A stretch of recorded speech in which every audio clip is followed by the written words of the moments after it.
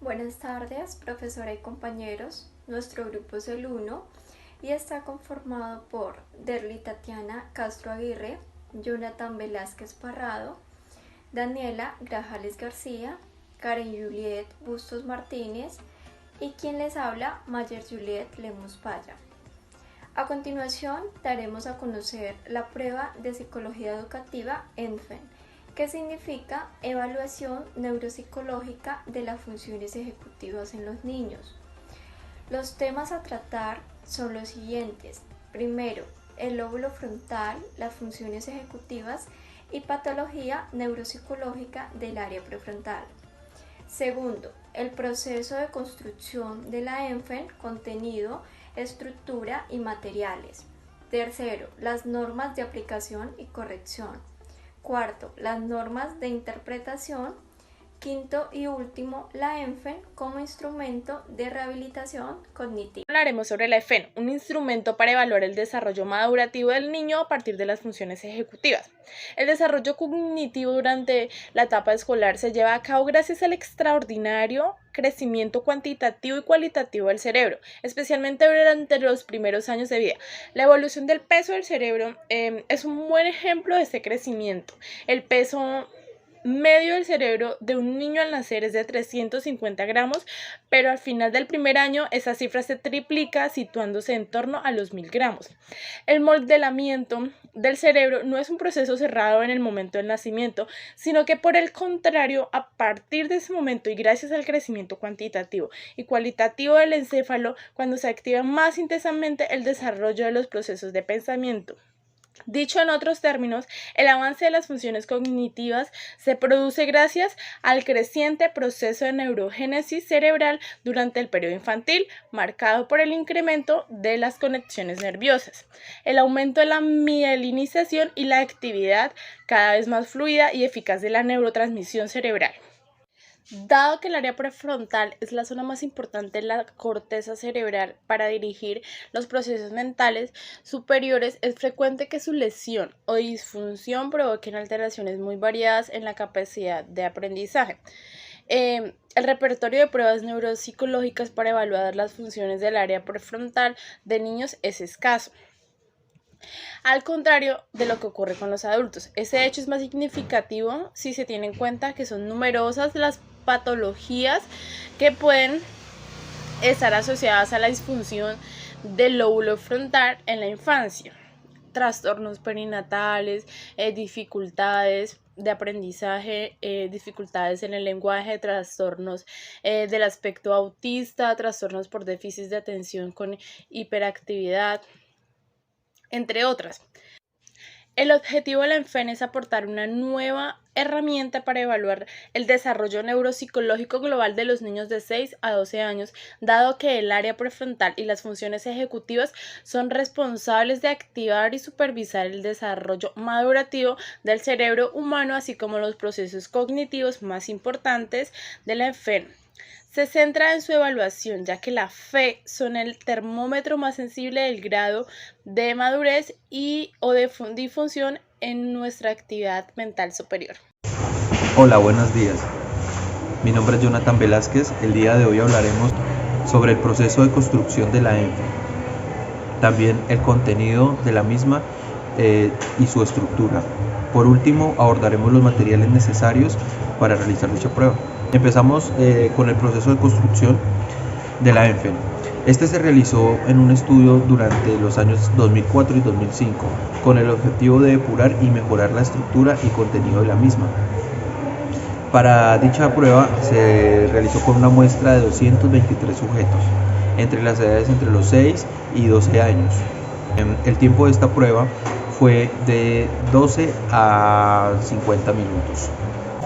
El diseño inicial de la prueba constaba con 5 pruebas para evaluar las funciones cognitivas. Entre ellas encontramos la inhibición motora, la fluidez, senderos y anillas. La prueba de inhibición motora fue eliminada durante el estudio que se realizó. Dentro del contenido y estructura de esta prueba, básicamente está compuesta por 4 pruebas que deben utilizarse se pueden utilizar de manera conjunta o independiente. Entre ellas pues tenemos la fluidez, senderos, anillas Y por último, interferencia. Cada una de las pruebas nos dará una puntuación que esta deberá ser interpretada por el profesional. Bueno, por último, tenemos los materiales necesarios para esta prueba. Como primera medida tenemos lo que es el manual, la cual proporciona toda la información necesaria para aplicar, corregir e interpretar las pruebas. También tenemos un cuadernillo de anotación. En este cuadernillo de anotación contiene las instrucciones ya más específicas de cada una de las pruebas y pues tiene unos espacios necesarios para ir registrando las puntuaciones y también para calcular los valores de cada prueba. También por otro lado el ejemplar de los senderos, el cuaderno de estímulos, el tablero de anillas y pues estos que se mencionaron con anterioridad contienen los estímulos necesarios para realizar las pruebas. Para finalizar, los otros materiales que necesitaríamos sería un cronómetro y un lapicero. Interpretación de las puntuaciones. En la evaluación neuropsicológica, las funciones ejecutivas se realizan 4 pruebas que se identifican los daños cerebrales y asimismo la descripción de los niños que pueden tener algún trastorno cognitivo y pues asimismo como las interpretaciones de cada puntuación. Las puntuaciones se denominan de K-tipo 1 hasta de K-tipo 4, es decir que existe 1, 2, 3 y 4. En la prueba de fluidez, el daño cerebral se ubica en el hemisferio izquierdo, exactamente en la zona frontal. Cuando hay una puntuación de 1 o 2, quiere decir que puede existir un trastorno moderado o severo del lenguaje, asimismo trastornos generalizados del aprendizaje. Las puntuaciones inferiores a media se distinguen entre K-tipo 3 o 4. Indican que hay un déficit de lenguaje y se asocia con niños que tienen trastorno específico del lenguaje o problemas atencionales moderados. La segunda prueba es la del sendero. En esta prueba se identifican alteraciones en el control atencional y deficiencia de la flexibilidad mental. Los niños que tienen una puntuación indicada tipo 1 o 2 pueden llegar a tener un trastorno psicomotor que afecta su motricidad fina y la coordinación manual. La lesión se ubica en la zona prefrontal y en algunas ocasiones esta lesión es causada por traumatismos craneoencefálicos o lesión perinatal. La tercera prueba es anilla. Se caracteriza por la disfunción ejecutiva y esta prueba es dirigida a resolver problemas, a realizar conductas dirigidas a metas. Cuando hay una lesión en el área prefrontal, es difícil que el niño pueda realizar con éxito esta prueba. También se evidencia que hay deficiencia de memoria a corto plazo. Los niños con dificultad muestran baja flexibilidad cognitiva. La cuarta prueba es la interferencia. Esta prueba sirve para medir su capacidad para la inhibición. Este caso en común a la anterior debido a la expresión de impulsividad y problemas atencionales. Cuando se presenta una puntuación baja y sumado a ello hay un déficit lector, demuestra un problema de dislexia más severo de lo común. Por otro lado, los niños que tienden a ser impulsivos cometen más errores en esta prueba y pues tardan más tiempo en la lectura de 39 palabras. En el de K-tipo 3 o 4, que es la puntuación, en este caso cuando el niño tiene un fracaso escolar simple, para el profesional va a ser más fácil su proceso de intervención. Y por último, se debe descartar el trastorno en el control de los impulsos que está afectando la atención sostenida y la flexibilidad mental. Mi nombre es Mayor Juliet Lemos Falla y les daré a conocer la ENFEN como instrumento de rehabilitación cognitiva. La rehabilitación cognitiva o neuropsicológica es el conjunto de actividades que se utilizan para estimular y mejorar el rendimiento intelectual del niño en cualquier dominio de la cognición, por ejemplo como el lenguaje, la atención, la memoria, el funcionamiento ejecutivo y la orientación espacial. Aunque inicialmente se utilizaba para tratar los efectos del daño cerebral, también es posible utilizar los principios metodológicos de la rehabilitación cognitiva en niños que presentan un rendimiento disminuyendo en una o varias funciones cognitivas, aunque tengan un nivel de madurez mental dentro de la normalidad y no presenten evidencia del daño cerebral.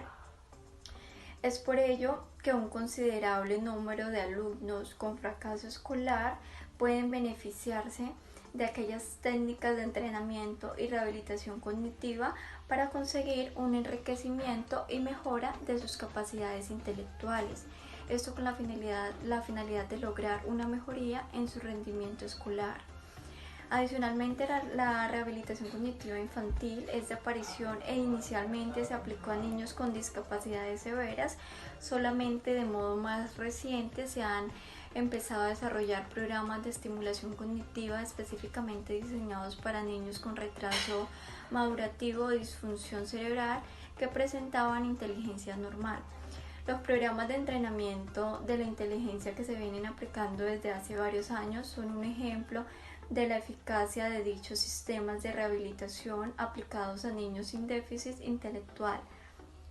Y por último, la ejercitación cognitiva, por tanto, se puede utilizar en niños o adultos con déficits neuropsicológicos o neurológicos causados por daño cerebral sobrevenido, pero también se puede utilizar la estimulación cognitiva con niños que presentan signos de inmadurez o déficit en los procesos cognitivos, incluido cuando existe evidencia de daño cerebral explícito. En todas las escuelas siempre hay un determinado número de estudiantes que presentan inmadurez neurobiológica o signos de disfunción cerebral. Gracias.